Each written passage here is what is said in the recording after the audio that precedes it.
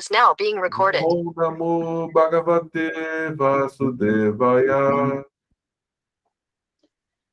Então, continuando o nosso estudo do Bhagavad Gita, fazendo um resumo aqui, né, do que já foi lido.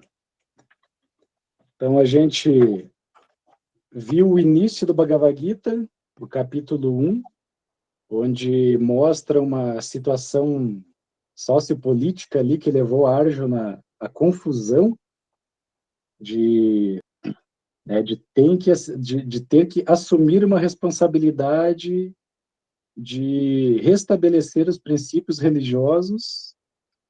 Então, se denomina observando os exércitos, né? É o resumo, né, do que estava acontecendo ali.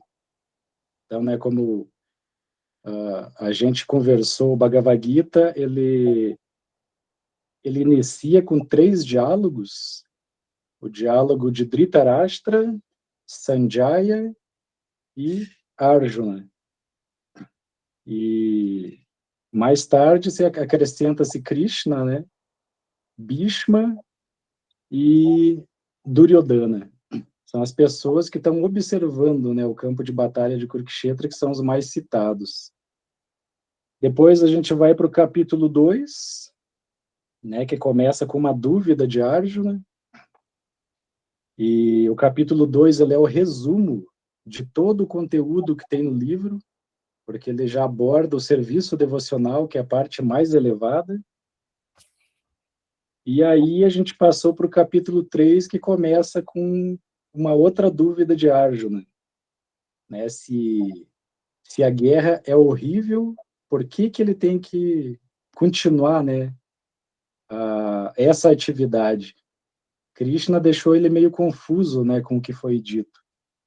Embora Krishna diga que é terrível essas atividades, ainda assim Krishna incentiva ele a lutar e Arjuna ficou completamente confuso.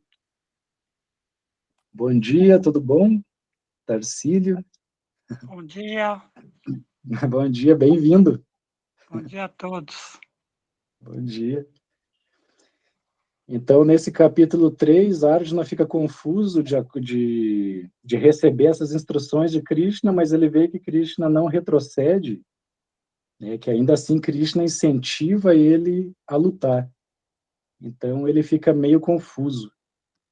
Então, Krishna discorre no capítulo 3, né, sobre serviço devocional também, fala sobre karma kanda, fala sobre se livrar dos apegos, o nishkama karma, e como perceber, ou como descobrir, né, e lidar com os 3 inimigos, que, segundo Krishna, estão bem localizados, né, dentro da gente, ou com a gente, né, tá na mesma...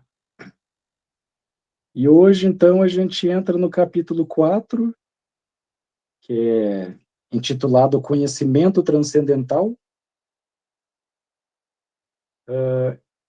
Então, a sessão temática, aliás, a conexão, é uma conexão natural. O final do terceiro capítulo conecta exatamente com o capítulo 4, coisa que no capítulo 2, com o capítulo 3 não acontece, né? No capítulo 3, ele se conecta com o verso 47, né? Então, o capítulo 2 se conecta com o verso 47 do capítulo 3. Mas agora a gente tem uma conexão natural. Então, conhecimento transcendental acerca de Krishna, essa sessão temática, ela vai do 1 ao 10. Né, do verso 1 ao verso 10. Fala sobre conhecimento transcendental acerca de Krishna. Então, vamos para o verso 1. Shri Bhagavan Uvacha. Shri Bhagavan Uvacha. Imam Vivashvate Yogam. Imam Vivashate Yogam. Proktavam Aham Avyayam. Proktavam Aham Avyayam. Viva Swam Manave Praha, Viva Samanave Praha, Manur Ikshwakave Bravit. Manu Iksha Kave Bravi. Ó personalidade de Deus, ó Senhor Shri Krishna, disse: ensinei esta imperecível ciência do yoga aos deuses do sol, Vivashvan. E Vivashvan ensinou a Manu, o pai da humanidade, e Manu, por sua vez, ensinou-a a Ikshwaku. Isso. Então aqui Krishna, de certa forma, se revela para Arjuna.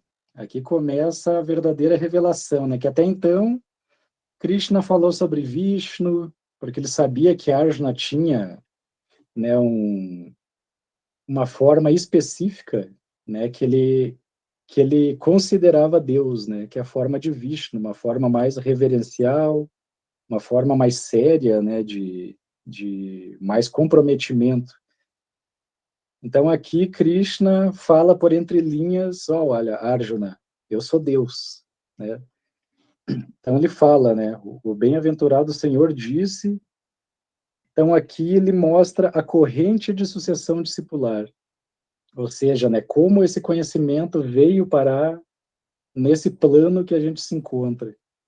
Então ele fala que o primeiro a receber esse conhecimento foi o Deus do Sol. Então o Deus do Sol transmitiu a Manu, o pai da humanidade. Manu, por sua vez, como teve filhos, né, o pai da humanidade, ensinou a seu filho Ikshwaku, que veio até esse nosso planeta, né, para popular, e dali ele trouxe o conhecimento também. Então, todo o conhecimento da cultura védica, ele passa sempre numa corrente de sucessão discipular, para mostrar seriedade, né? Então, pode ser que as pessoas muitas vezes argumentem, mas foi falada uma coisa e hoje pode ser, está sendo dita outra, né? Que é o famoso telefone sem fio. Eu escuto uma coisa e passo, e assim vai até chegar totalmente errado a última pessoa que está escutando, né? Porém, né, todo conhecimento transcendental, todo conhecimento védico não pode ser alterado.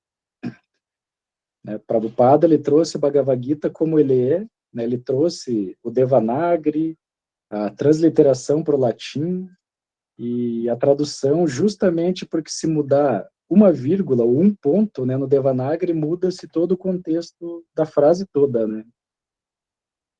Então, aqui, de certa forma, Krishna começou a falar para Arjuna da corrente de sucessão discipular.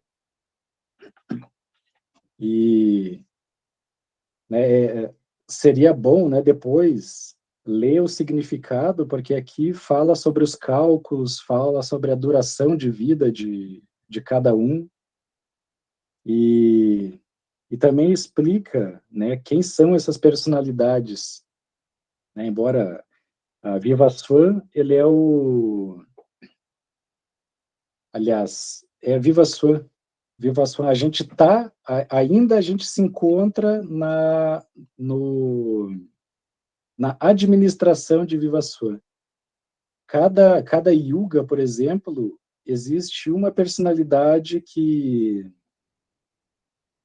coordena esses afazeres, né, desse cargo do Deus do Sol, por exemplo. Então a gente ainda se encontra, né, sobre o domínio, né, desse mesmo Vivaswan. Então é mais ou menos isso, né, a respeito desse verso. Não tem muito o que falar, né, a respeito da corrente de sucessão discipular. Teria que mudar um pouco o assunto para se aprofundar mais aqui, mas em termos práticos seria isso, né, que Krishna está falando para Arjuna, da importância da corrente de sucessão discipular, de seguir, né, os passos, não imitar, mas seguir os passos, né, das pessoas que obtiveram essa realização através desse processo, e também está falando para Arjuna, né, se revelando para Arjuna.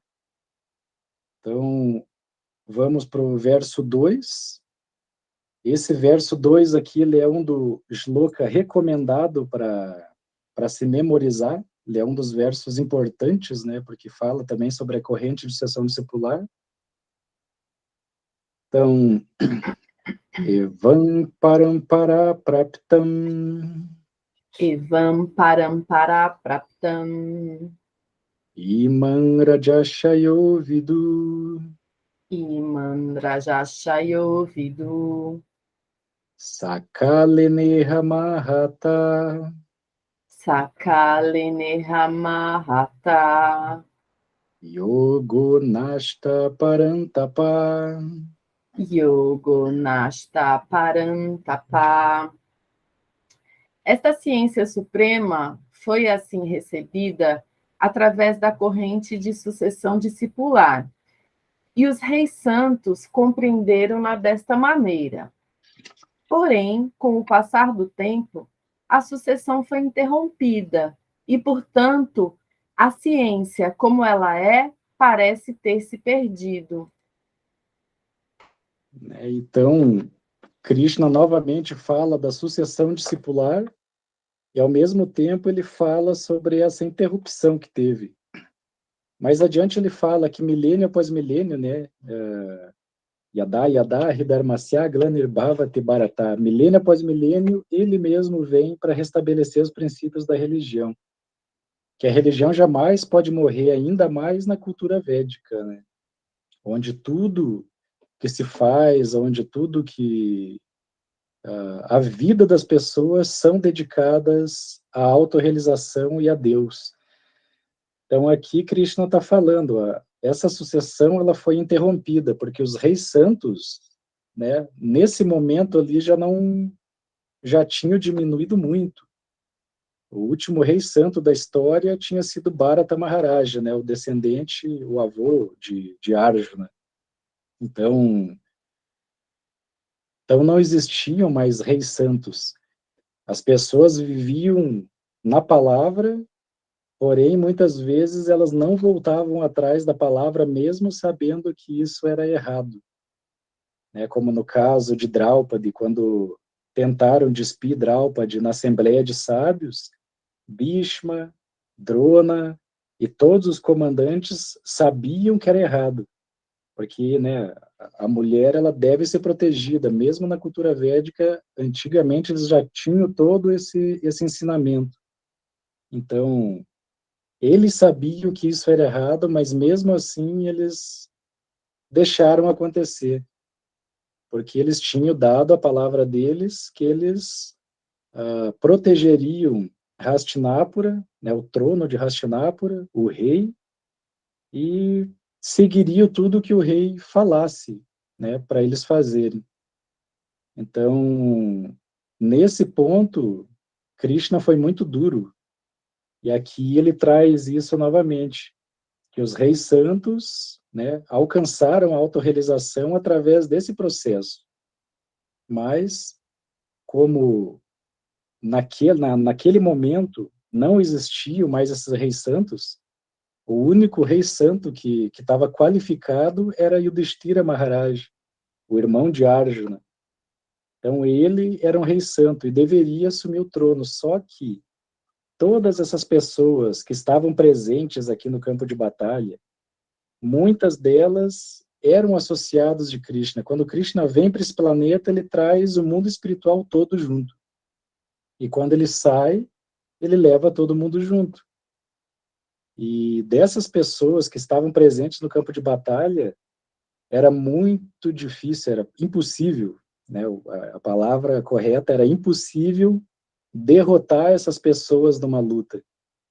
Eles eram conhecidos como Maharathis. Os Maharathis, eles eram personalidades que sozinhos eles poderiam lutar com 100, 200 pessoas e sair vitoriosos, né? Então era uma força descomunal, poderes incríveis que a gente hoje só imagina, né, ou só sonha com isso, mas naquele tempo, através de mantras, era possível criar até mesmo uma bomba atômica, como tem relatos no Mahabharata e no próprio Bhagavad Gita, né? nos significados de Prabhupada. Então, eram pessoas poderosíssimas que ninguém conseguia derrotar. E elas eram um fardo para a Terra. A Terra estava se sentindo sobrecarregada, então precisava ser feito uma limpa nisso tudo. Então, Krishna escolheu Arjuna para assumir esse dever. Porque mais tarde aqui ele vai falar o porquê também que ele escolheu Arjuna. Então, a importância da sucessão discipular, a importância de ter um caminho a seguir, de ter uma referência, né, que deu certo para muitas pessoas, né? Então, por que não tentar essa referência? Muitas vezes o nosso processo não está deixando a gente feliz, né? Está causando problemas, frustrações, ansiedade. Então, se o nosso processo não está dando certo, né? Por que não tentar, pelo menos, um outro que deu certo para muitas pessoas, né? E com certeza vai dar certo para a gente também. Então, tudo se baseia numa sucessão discipular, e tem que ser uma sucessão discipular autêntica, que não tenha alterações, né? Então, o verso 3... Cadê? Sa evam mayate adya. Savayam mayate daya. Yoga prokta puratanaha. Yoga pruta puratanaha. Bhaktosi me sakachiti. Bhaktusi me sakasheti. Rahasyam hi etadutamam. Harshayam hi etat utaman. Falo-te hoje dessa antiquíssima ciência da relação com o Supremo, porque és meu devoto, bem como meu amigo, e podes, portanto, entender o mistério transcendental que há nessa ciência. Então, aqui Krishna explica para Arjuna por que ele foi o escolhido para receber esse conhecimento. Quando a gente tem um amigo, né, que é muito amigo nosso, a gente não tem inveja dessa pessoa. Tudo que ela fala, a gente fica feliz, né? A pessoa fala alguma coisa sobre o que está acontecendo na vida dela, dos planos dela. Quando a gente realmente é amigo, a gente não sente inveja, a gente fica feliz, né, pela vida que a pessoa está tendo, pelas conquistas, etc. Então, aqui, Krishna também tem essas peculiaridades, né?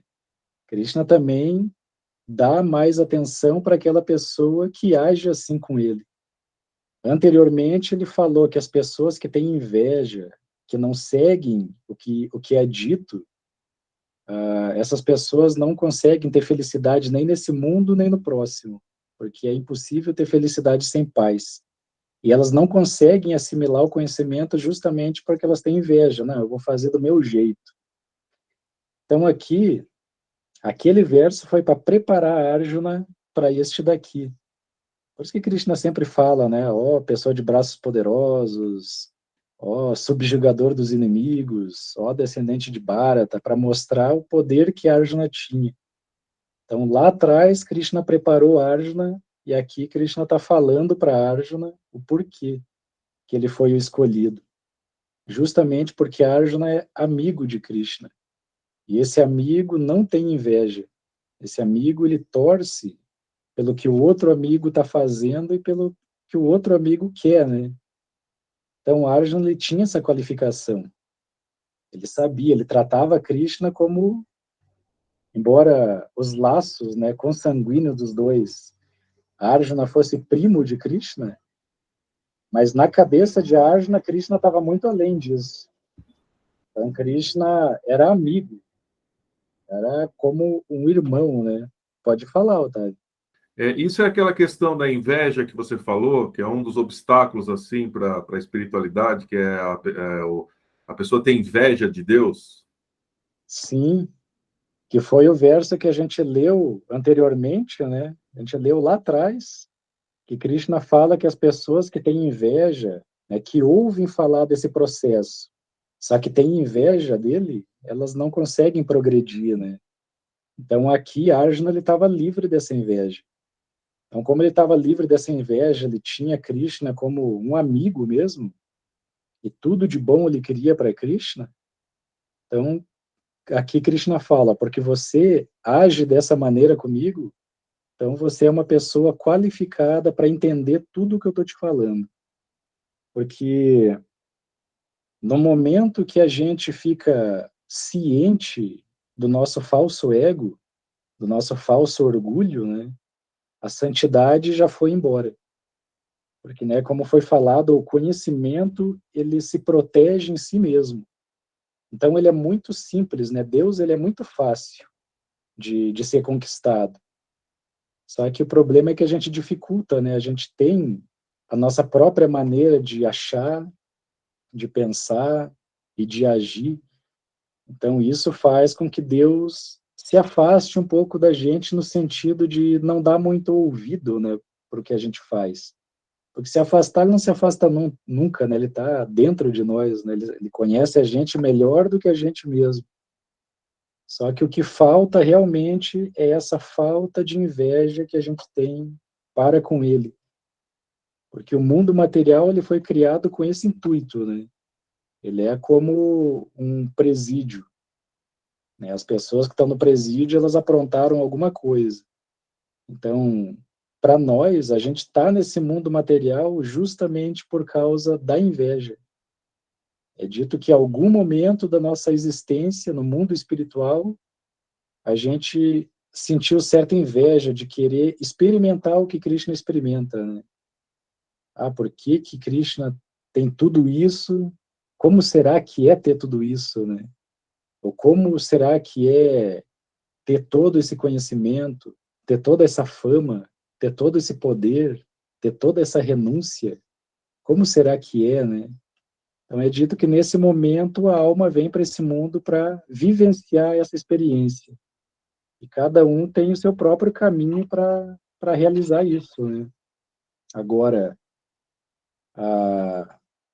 os Vedas, a corrente de sucessão discipular, elas servem para acelerar o nosso processo de entendimento dessas falhas que a gente tem, para novamente poder voltar para casa de uma maneira mais pura, né? Porque a gente só vai voltar para casa realmente quando não existirem mais esses desejos pessoais. Porque não é possível, né, estarmos conectados com uma pessoa pura, sendo que a gente tem muitos desejos, muitas falhas, muitas, né, ou seja, é impossível a gente ir com muitos desejos para o mundo espiritual. O único desejo, né, que a gente tem que ter, que é o que Arjuna tinha aqui, é ver a satisfação de Deus. Então, quando Deus está satisfeito, todo mundo está satisfeito. É como a analogia que Prabhupada sempre dava do estômago. Quando você coloca o alimento no estômago, todo o corpo fica forte, satisfeito, fica perfeito. Mas se as mãos tentarem desfrutar do alimento sozinha, ou, né, que nem se a pessoa passa, por exemplo, pasta de amendoim no pão e tenta esfregar na cabeça para ficar mais inteligente, por exemplo, não tem condições, não vai acontecer. Então, tudo tem que ser dado ao estômago. E aí o estômago é totalmente justo, ele vai distribuir para todo o corpo e todo o corpo vai ficar saudável. Então, esse é o propósito que Krishna está falando para Arjuna. Não tenha inveja, haja de acordo como os reis santos agiram, que esse conhecimento vai se revelar para você no devido curso do tempo. E é dito que o diálogo do Bhagavad Gita no campo de batalha foi 40 minutos, né? A Arjuna alcançou a realização em 40 minutos. Então é impressionante, né? Então, verso 4, Arjuna Uvacha Arjuna Uvacha Aparam Bhavato Janma Aparambhavato Janma Paranjama Vivaswataha Paranjama Vivaswataha Katham Etad Vijaniyam Katam Etad Vijaniyam Tvam Ado Proktavaniti. Tvanado Praktavaniti. Arjuna disse: Ó Deus do Sol, Vivashano, nasceu antes de ti. Como poderei entender que no começo ensinaste-lhe esta ciência? Então aqui a Arjuna faz a mesma coisa que qualquer um de nós faria, né?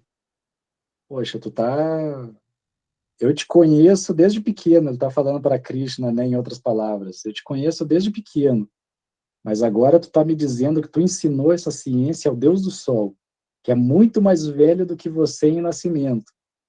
Você apareceu nesse mundo, o Sol já estava aí, né? Então, o Sol é muito mais velho que você em nascimento. E agora você está me dizendo que você ensinou essa ciência ao Deus do Sol? Então, me prova, né? Eu quero uma prova. Então, de certa forma, aqui a Arjuna ele age de acordo com o que a gente faria. Ele quer uma prova para que essa prova seja concretizada no futuro, né? Para que quem leia ou quem estude essa escritura saiba que Krishna mostrou na prática, né, o porquê que ele é Deus, né? Então essa é a questão de Arjuna, a dúvida, né? Poxa, agora eu quero saber quem realmente você é. Então, verso 5, Shri Bhagavan Vacha Shri Bhagavan Uvacha Bahuni Me Vyatitani Bahuni Me Vyatitani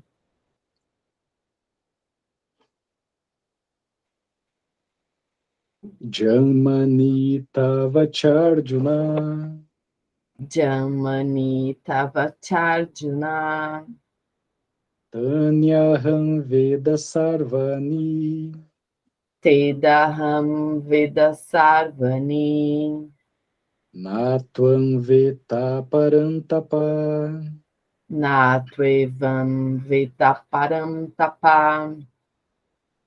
A personalidade de Deus disse: tanto você quanto eu já passamos por muitos e muitos nascimentos. Posso lembrar-me de todos eles, porém você não pode, ó subjugador do inimigo. Então aqui Krishna está falando para Arjuna sobre a eternidade dos dois, né? E a eternidade de todas aquelas outras pessoas que estavam no campo de batalha prontos a sacrificar a sua vida em prol de uma causa.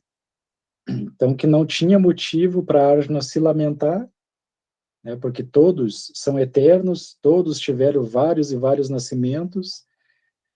E, de certa forma, Arjuna, ele é um companheiro constante de Krishna. Aonde Krishna vai, Arjuna está junto. Só que Arjuna ele não pode se lembrar de todos esses nascimentos que ele teve, mesmo Krishna estando presente, né? Então, Krishna dá esse parecer para ele, que eu posso me lembrar de todos eles, mas você não pode. Ou seja, tudo o que está acontecendo aqui no Bhagavad Gita, ou no Srimad Bhagavatam, que envolve todos os passatempos de Krishna, eles acontecem em diferentes planetas, em diferentes planos, ele está acontecendo agora em um determinado local. E a Arjuna está lá, presente. Só que a Arjuna não se lembra de nada disso. Então aqui Krishna começa a mostrar a diferença, né, dele para todas as outras almas individuais que somos nós, né? Ou seja, Deus, ele é o criador de tudo, ele tem consciência de tudo, então ele sabe tudo o que aconteceu no passado, o que está acontecendo no presente, o que vai acontecer ainda no futuro. Então, ele não está limitado como nós estamos, né? A gente só consegue perceber essa vida. A gente não consegue lembrar da nossa vida anterior e a gente não tem uma visão de futuro depois desse corpo. Então, a gente tem que se submeter ao que vai acontecer e torcer para que seja a melhor coisa, né? Mas aqui Krishna fala sobre a diferença. Eu posso me lembrar de tudo, mas você não. Então, a autorrealização, ela é importante demais, né, para que a gente possa, pelo menos, se preparar para a nossa próxima vida, como ela vai ser. Porque tudo que a gente está fazendo agora está preparando a nossa próxima vida. Está preparando o nosso próximo corpo, está preparando tudo. Então, tudo que a gente está fazendo agora vai ser um reflexo no futuro, tanto materialmente falando quanto espiritualmente falando, né? Pode falar. Eu fiquei com uma dúvida com relação ao verso anterior, porque ele fala do Deus Sol. Aí o Bhagavad Gita é dito que é um livro de uns 5.000 anos, não é isso? Isso. Aí fiquei lembrando que 5.000 anos também eram os egípcios, que também tinham na base do seu panteão ali, dos seus deuses, o Deus Sol. Aí, antes de Krishna se revelar nessa literatura védica, eles cultuavam o Deus Sol? Esse Deus Sol ainda é um Deus? Sim, existe diferentes cargos, né? Tem o cargo da administração da Lua, tem o cargo da administração do Sol. São diferentes planetas, né? Como o nosso planeta aqui, Terra, né? O planeta Terra, ele é administrado por uma personalidade chamada Bhumi, Bhumi Devi. E Bhumi Devi é totalmente pacífica. Ela dá tudo, né? A Terra contém tudo, né? Só que depois que Krishna saiu desse planeta, Bhumi começou a esconder certas coisas porque as pessoas começaram a ficar muito gananciosas, né? Ou seja, elas perfuram a terra para tirar o sangue dela, o petróleo. Eles trituram montanhas para tirar ouro, prata, diamante. Antigamente era abundante isso, qualquer pessoa tinha, era um material totalmente comum. Tanto que tem muitas pessoas que perguntam, nossa, todo desenho que eu vejo de Krishna, ele está cheio de ouro, né? Porque era um material muito comum. Ele é nobre, sempre foi nobre, mas era um material comum, né? Todos tinham, todas as parafernálias para adoração eram feitas de ouro, porque era um material fácil de se encontrar. Só que conforme as eras vão se passando, essas coisas vão ficando cada vez mais escassas, né? Mais difícil de se encontrar. Então, cada planeta é regido por um semideus. E o Sol, ele passa por certas administrações, né? Como a gente conversou em alguns estudos atrás, se a gente se qualificar, né, ou alcançar uma plataforma de pureza tal na nossa vida, na próxima vida podemos também ser um dos administradores de algum desses planetas, né? Então, Krishna ele fala, se você adora semideuses, você nascerá entre semideuses, né? Mas não que você vai nascer como um semideus administrador, né? Porque para isso tem que ter certas qualificações. Mas você vai nascer num planeta determinado, onde está o semideus que você gosta, vive lá, e lá você vai poder servir esse semideus em específico, né? Por outro lado, ele fala, se você adora fantasmas, por exemplo, né? Aí você nascerá entre tais seres, mas se você me adora, você viverá eternamente comigo. Então, são caminhos, né? Então, todo planeta tem uma administração. E a gente ainda está na administração de Vivasvan, né? O Deus do Sol, dessa era, né? Porque teve outros, teve Súria, né? Que também é um dos mais conhecidos, né? Mas nessa administração é a administração de Vivaswan, né, o pai de Ikshvaku, que foi quem trouxe essa filosofia para o nosso plano aqui, né? Então nesse verso 6, né, ele também é um dos versos recomendados para memorização.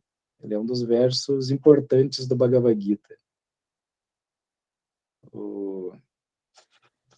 Então vamos para o verso 6. Ajopisan aviyatma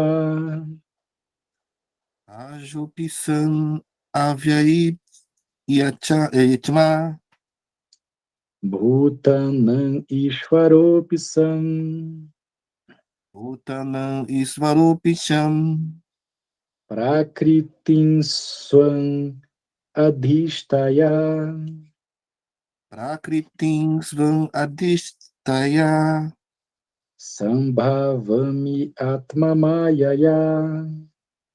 Sambhavamni Atma Mayaya. Embora eu seja não nascido e meu corpo transcendental jamais se deteriore, e não obstante eu seja o senhor de todas as entidades vivas, em cada milênio eu apareço em minha original forma transcendental. Então, isso ele continua explicando para Arjuna a diferença, né? Que ele não precisa assumir um corpo material como nós para entrar dentro desse mundo. Existe uma comparação que se dá, né? Como a gente tinha tocado no assunto do presídio, né? As pessoas que estão no presídio, os presidiários, elas estão sujeitas às leis do presídio. O que mudar, elas têm que mudar. Mas Krishna, ele é como se ele fosse o diretor do presídio. Embora ele entre no presídio, ele vá de cela em cela, ele não está sujeito às leis do presídio. Ele é apenas um visitante que está olhando o que precisa ser feito, qual a manutenção e tal. Então, aqui ele fala para Arjuna, eu não preciso aceitar um corpo material para nascer nesse mundo, né, ou para aparecer nesse mundo. Tanto que o aparecimento de Krishna nesse mundo foi totalmente diferente do que a gente está acostumado. Krishna apenas apareceu na frente dos pais e depois ele assumiu a forma de uma criança. E nós não, né? A gente tem que passar pelo processo de concepção, gestação e o crescimento sem conhecimento até a gente, né, se deparar com algum caminho na nossa vida. Mas Krishna não, quando ele vem no corpo original dele, o corpo transcendental, eterno, pleno de conhecimento, bem-aventurança, que não está sujeito às leis da natureza material. Então ele até usa aqui, né, Mayaya, Atma Mayaya, minha energia eterna, né, interna. Então essa energia interna de Krishna está sempre trabalhando para ele, né? Mesmo ele não tendo, por exemplo, no nosso caso, a gente não tem consciência de muitas coisas, então a gente não entende, né? Mas mesmo que Krishna não pense nessas coisas, todas essas energias trabalham para ele. Trabalham para que tudo aconteça da maneira correta, da maneira que tem que acontecer. E Krishna, ele não entra nessa ilusão.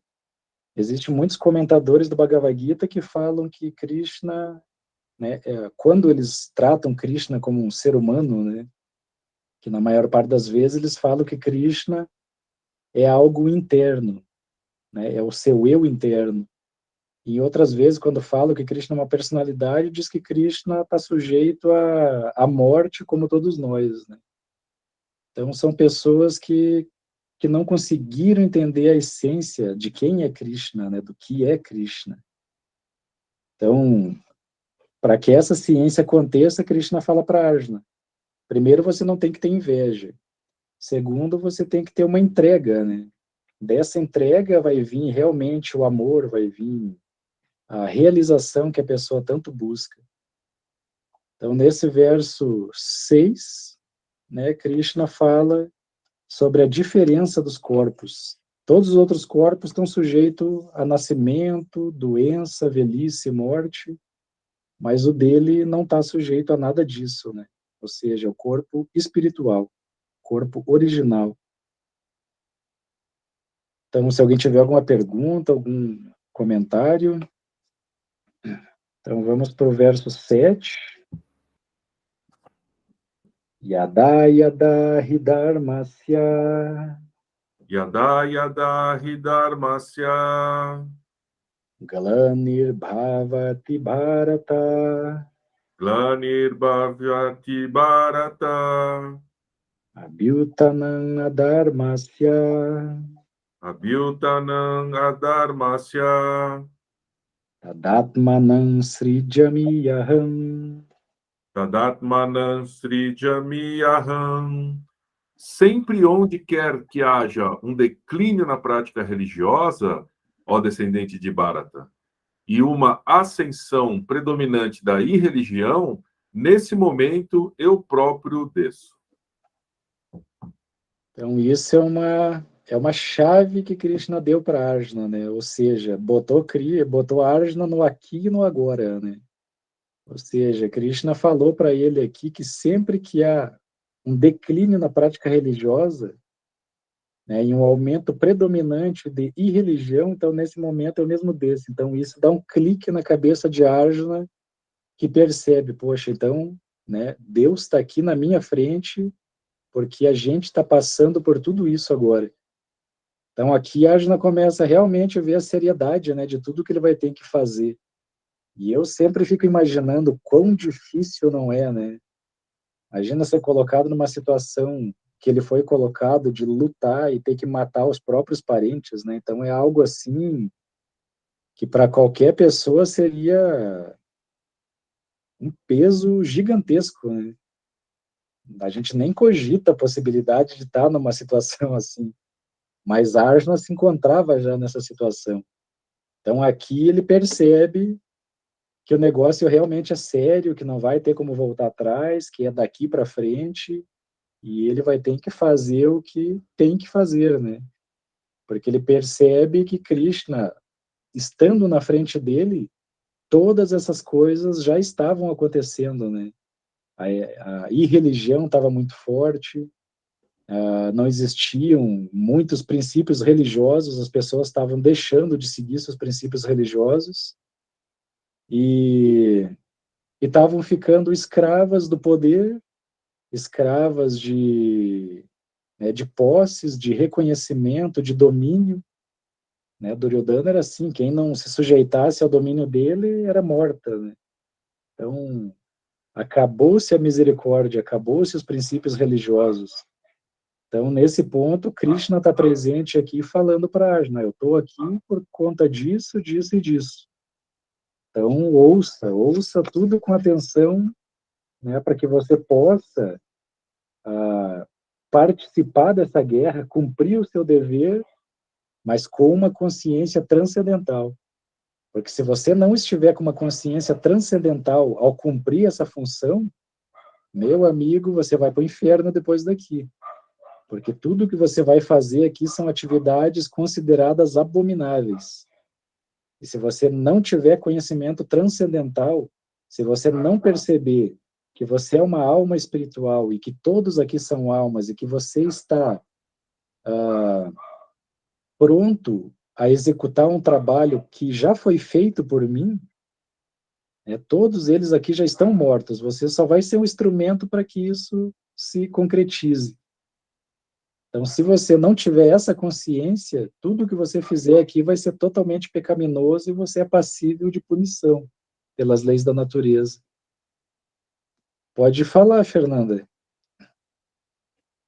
Essa parte eu acho tão difícil de entender, porque, assim, acho que talvez aí entre em conflito um pouco com as origens cristãs, né? Porque o Deus do cristianismo é um Deus tão benevolente, tão misericordioso.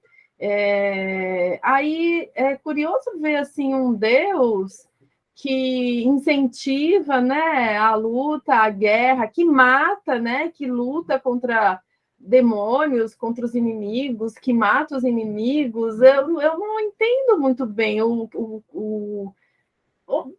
não sei nem como expressar, sabe? Eu só acho estranho um Deus que incentiva a guerra, a luta, a morte. Não sei se você pode falar alguma coisa sobre isso.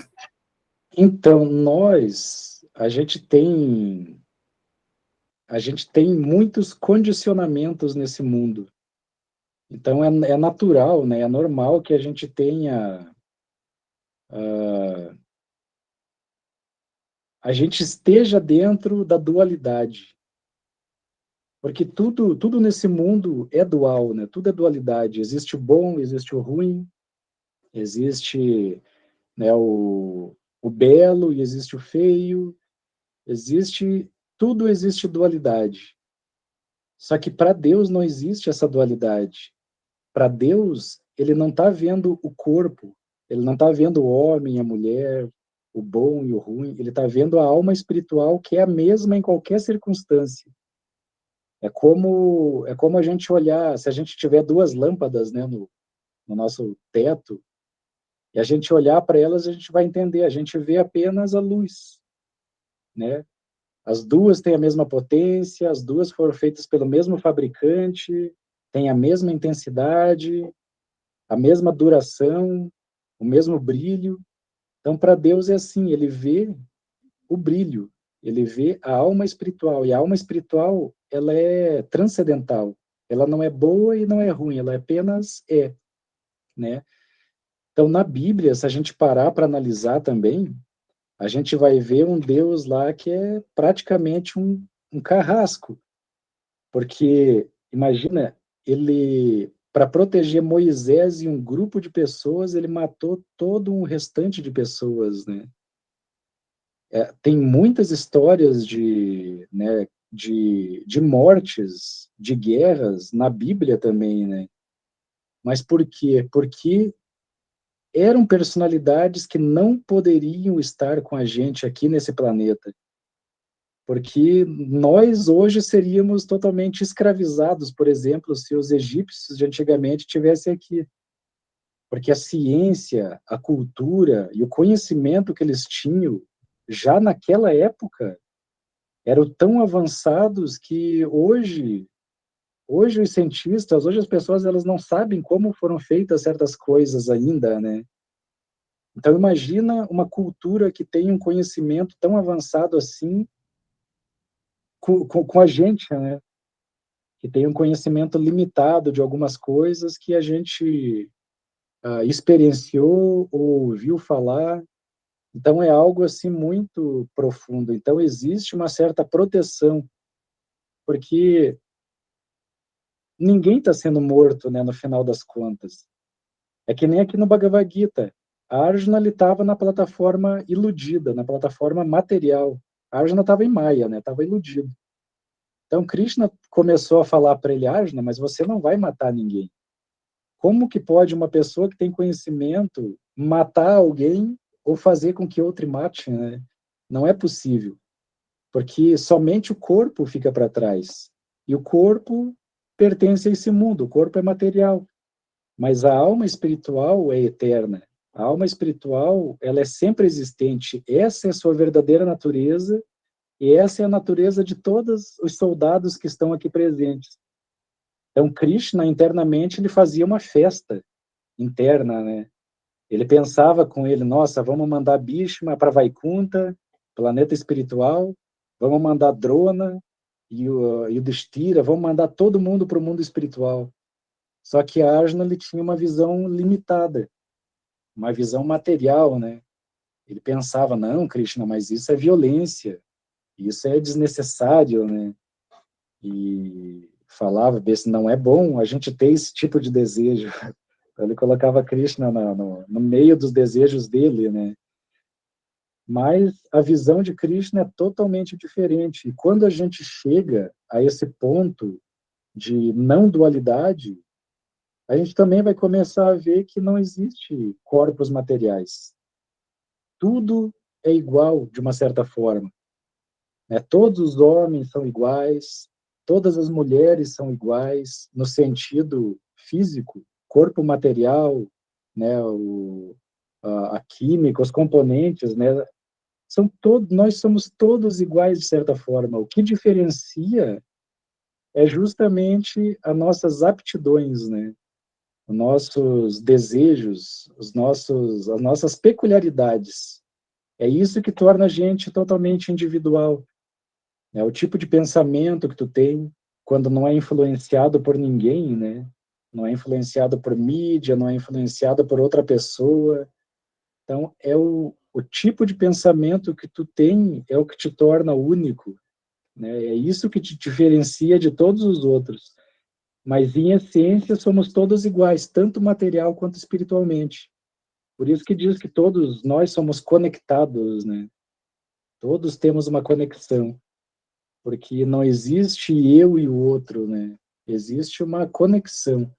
Eu ajudo o outro e esse outro ajuda o outro, porque é impossível a gente viver nesse mundo sem receber serviço e sem prestar serviço.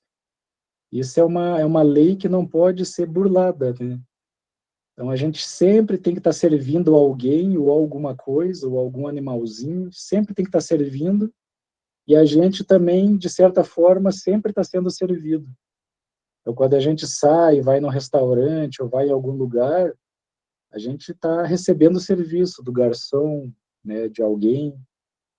Então, o mundo lhe gira dessa forma.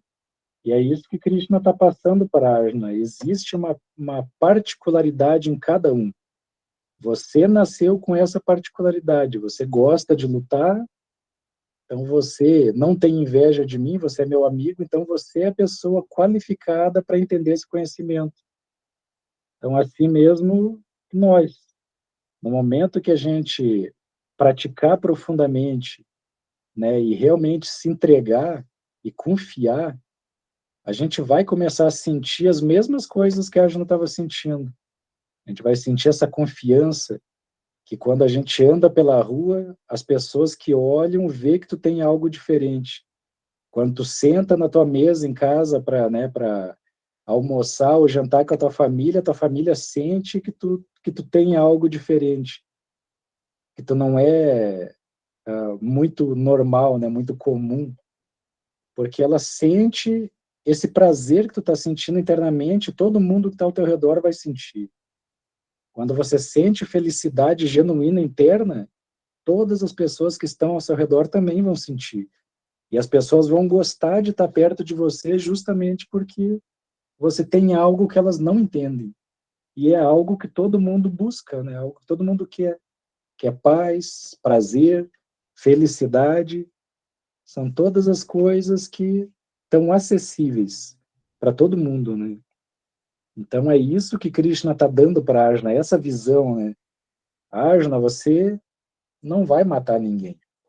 Todos eles já estão mortos, a natureza material já se encarregou disso. Porém, precisa-se de uma pessoa que execute esse dever aqui para que isso se concretize.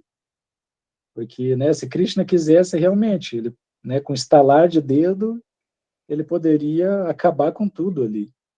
Só que não, ele queria que o devoto dele fosse mais glorificado do que ele. Essa é a peculiaridade de Deus. Ele é a pessoa mais famosa do universo, só que ele sente mais felicidade quando o seu devoto é enaltecido mais do que ele. Então a gente vê, né, o amor que Krishna tem. E por contrapartida, todas essas pessoas, né, que seriam mortas no campo de batalha, independente do nosso ponto de vista, né, se elas fossem boas, estando do lado de Arjuna, ou se elas fossem más, estando do lado de Duryodhana, todas elas, sem exceção, iriam para o mundo espiritual. Por quê? Né? Porque Krishna estava presente ali. E qualquer pessoa que abandone seu corpo com Krishna presente, ela vai para o mundo espiritual. Isso é uma garantia que ele dá em todas as escrituras. Não importa se é a forma física, pessoal, né? Ou se é a forma da deidade, por exemplo. Que ele fala que a forma da deidade dele, a forma das pinturas dele, não são diferentes dele, ou a forma do nome dele, né? Tudo é absoluto, tudo está numa plataforma absoluta.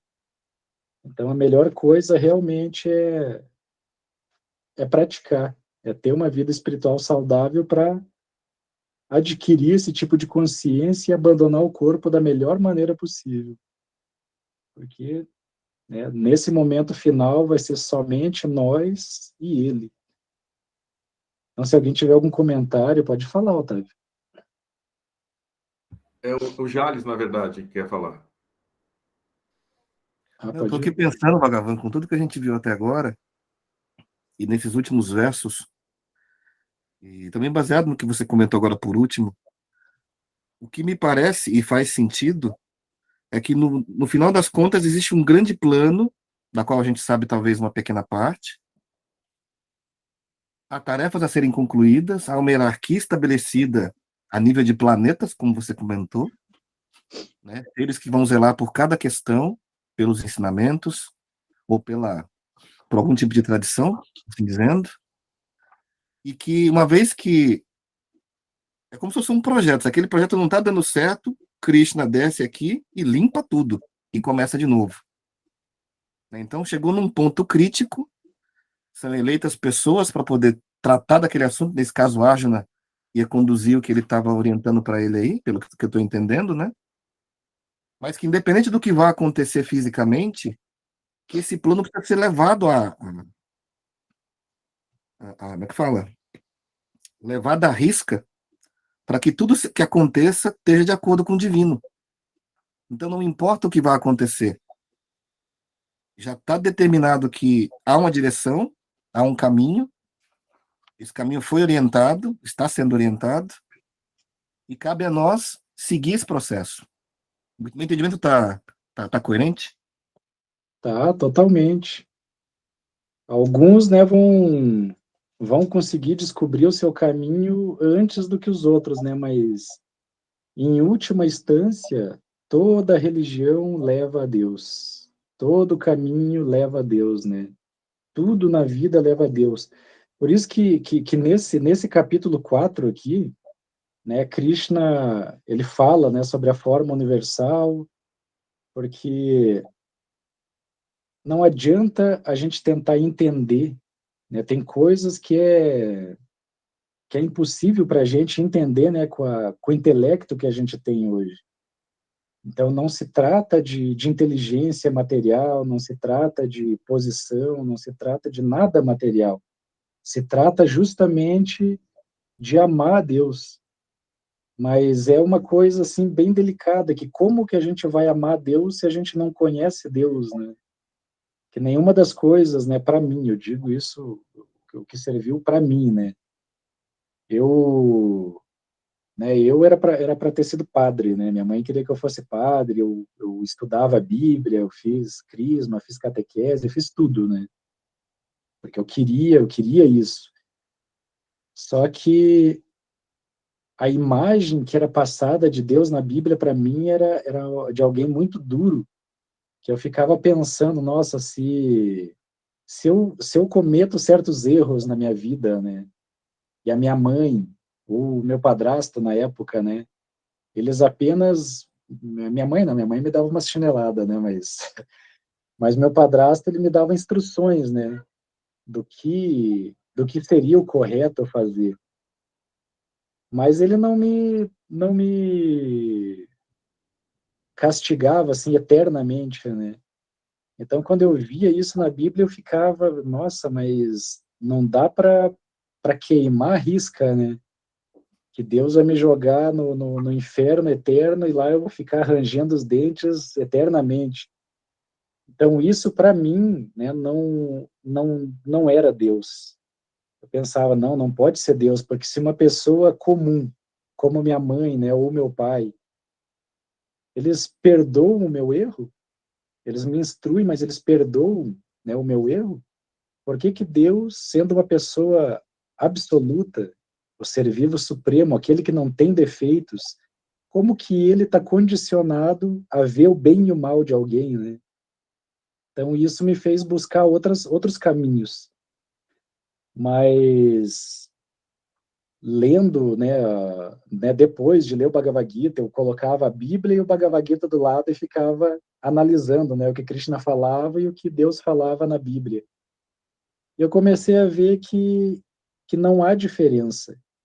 A única diferença que tem é que uma escritura foi falada para um público específico e a outra foi falada para um outro público completamente diferente, ou seja, os Vedas, eles foram falados para uma cultura que ninguém consegue entender. Como naquele tempo eles tinham tanta tecnologia que através do mantra eles conseguiam fazer pedras levitar, montanhas levitar. Arjuna tinha acesso ao planeta de Indra pelos Himalaias, né? Os Himalaias têm muitas histórias, né? Histórias de portais para outras dimensões, para outros planetas, e Arjuna ele ia para diferentes planetas pelos Himalaias. Então, tu vê, eram pessoas de uma cultura que eles sabiam dominar a matéria. Como hoje, né? Hoje está chegando aí a lei da atração, a lei da vibração, outras leis que ensinam você a manipular a matéria. Só que existe certos riscos, né, de se manipular a matéria também. Mas essas pessoas que Krishna estava falando aqui, elas sabiam exatamente como fazer isso com total perfeição. Então não existia o motivo de Krishna falar sobre castigos, sobre, né, se você não fizer isso, né, você vai sofrer eternamente. Não tinha, porque todos eles tinham Deus como uma personalidade, não como algo vazio, né, como algo impessoal. Porque quando a gente tem, né, Deus, por exemplo, como algo impessoal, é normal que a gente não dê tanto valor assim, não, eu posso fazer certas coisas porque, né, ele é o vazio, ele é amor, ele é isso, ele é aquilo, uma luz, então, né, não está nem aí porque eu estou fazendo. Mas quando envolve uma pessoa, né, você já tem que tomar um pouco mais de cuidado para lidar com essa pessoa, né? Então, por isso que os Vedas, eles falam, eles mostram essa forma pessoal de Deus. Porque através da forma pessoal, aí sim, aí a gente tem que ter certa coerência no que a gente faz e fala, a gente tem que ter certo cuidado em como a gente vai tratar essa pessoa, né? Porque uma pessoa se ofende, uma pessoa fica chateada, uma pessoa fica triste. Então, todo o processo do Bhagavad Gita, dos Vedas em si, é trazer esse aspecto de Deus, que, segundo, né, as Escrituras, é o aspecto mais elevado. Por exemplo, na Bíblia, Jesus fala: hoje eu lhes falo por parábolas, mas chegará o momento que eu lhes mostrarei Deus. Ou seja, né, será que... Isso é uma especulação minha, viu? Será que Jesus já não teve aí mostrando essa forma pessoal de Deus? E as pessoas ainda estão esperando a vinda dele, sabe? Porque está tudo lá, né? No que a gente já conversou, né? Quando Mateus fala sobre o que os rabinos estavam falando na cidade, que Jesus pergunta o que ele acha, ele diz, não, eu acho que você é o filho de Deus, é o Messias. Que Jesus fala para ele, né, a respeito de João Batista, que eles falavam que Elias viria antes do Messias, mas Elias nem apareceu, né? Então Jesus fala assim, ó, ele já esteve entre vocês e vocês nem perceberam, né? Ao contrário, vocês desacreditaram, vocês ofenderam, vocês o prenderam e vocês o decapitaram. E aí está escrito lá, e os discípulos perceberam que ele falava de João Batista. Então, é algo bem delicado, né? Pode falar. Pessoal, eu acho que já deu, né? Também, porque a gente tem outros compromissos aí. Deixa eu aproveitar e falar umas coisinhas aí pro... Tá mudo, Otávio. Alô? Estão me ouvindo agora? Deixa eu falar Agora umas sim. coisinhas pro Ricardo e... Ah, ele saiu. Vai. Eu ia mostrar o livro e tudo, eu mando para ele eu mando para ele pela internet. O que eu ia falar, hoje a gente já teve mais gente, né, Bhagavan? Uhum. Isso. Conforme se a gente for ter muita gente, gente precisa fazer algumas... explicar para essas pessoas, né, como é que a gente está funcionando na aula, para elas poderem também participar, falar, né? Esse esquema também, vou tentar explicar para eles esse esquema que a gente faz das repetições, né, que nós estamos fazendo, mas as outras pessoas também podem querer, e também que eles têm que falar, mesmo com o microfone desligado, tem que falar a repetição, né? Bom, o resto eu falo para eles sobre o livro, site, YouTube, que é isso aí. Eu vou também dar uma sugestão aqui, olha. Vou dar uma sugestão de encaminhamento da aula, assim, que eu acho o seguinte, né? Podia parar a gravação, Otávio. Depois eu corto.